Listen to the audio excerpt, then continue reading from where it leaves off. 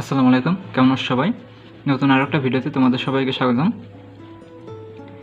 ভিডিওটি তোমার বন্ধুদের কাছে অবশ্যই শেয়ার করে দাও। আজ আমি তোমাদেরকে মার্চেন্ডাইজিং কোম্পানির ইনকাম স্টেটমেন্ট কীভাবে করে সেটা দেখাবো।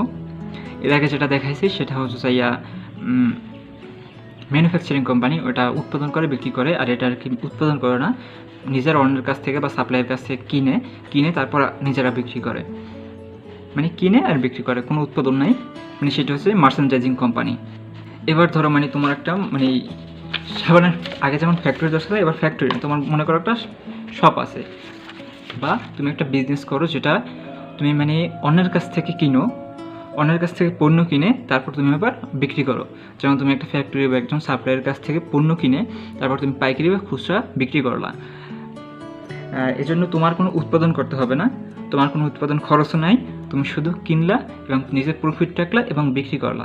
এখন তুমি এই কোম্পানির ইনকাম স্টেটমেন্ট বা কত তোমার বছরে ইনকাম হয়েছে, নেট ইনকাম, সেটা তুমি বের করতে চাচ্ছ। এটা তুমি কীভাবে বের করবা? এই যে শিডিউল অফ ইনকাম স্টেটমেন্ট, এই যে দেখো, এটা কিন্তু মার্চেন্ডাইজিং কোম্পানি, ম্যানুফ্যাকচারিং না।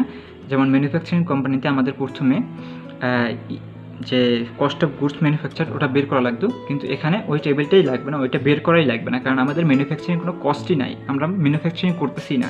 সেজন্য আমরা প্রথমে এই যে এই শিডিউল অফ ইনকাম স্টেটমেন্ট আমরা এই থেকেই শুরু করবো, কারণ আমাদের কোনো ম্যানুফ্যাকচারিং কস্ট নেই, না আমাদের ম্যানুফ্যাকচারিং কস্ট বের করতে হবে।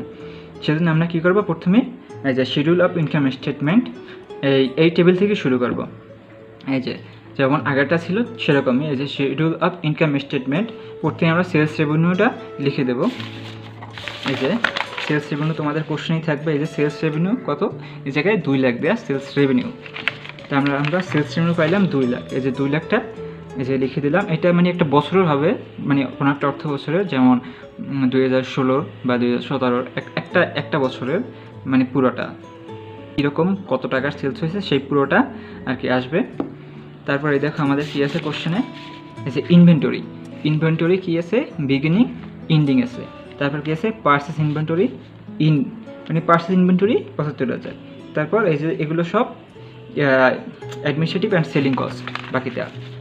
এই যে দেখো, প্রথমে আমরা কী বের করবো, সেলস রেভিনিউ প্রথমে লিখে নিয়েছি, তারপর বের করবো আমরা এই যে কস্ট অফ গুডস সোল্ড। এটা প্রথমে আমরা মাইনাস দিয়ে দেবো, কারণ এটা আমরা সেলস রেভিনিউ থেকে বিয়োগ দেবো।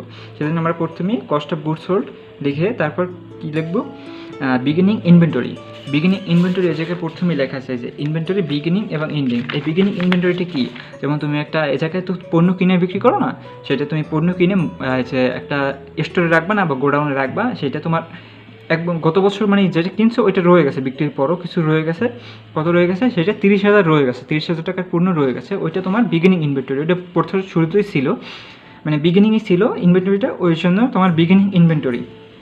তারপরে দেখো সেটা হচ্ছে পারচেস ইনভেন্টরি, এই বছরের শুরুতে তুমি যেটা কিনছো এই বছরের বিক্রির জন্য, যেমন এই বছরের বিক্রির উদ্দেশ্যে একটা তোমার টার্গেট থাকে না, টার্গেটের জন্য তুমি একটা কিনছো একটা পণ্য, যে এই 75,000 টাকার পণ্য কিনছো, এটা হচ্ছে পারচেস ইনভেন্টরি। তার ফলে এইটা যদি যোগ করো, যে পারচেস ইনভেন্টরি বিগিনিং ইনভেন্টরি, এই দুটো যদি তুমি যোগ করো, তাহলে গুডস অ্যাভেলেবেল ফর সেল, তোমার বিক্রির জন্য কত টাকার পণ্য আছে সেটা টোটাল আসবে। গুডস অ্যাভেলেবেল ফর সেল, কত টাকার পণ্য অ্যাভেলেবেল আছে বিক্রির জন্য, গুডস অ্যাভেলেবল ফর সেল। এর থেকে আমরা বিয়োগ দেবো কি, ইনভেন্টরি।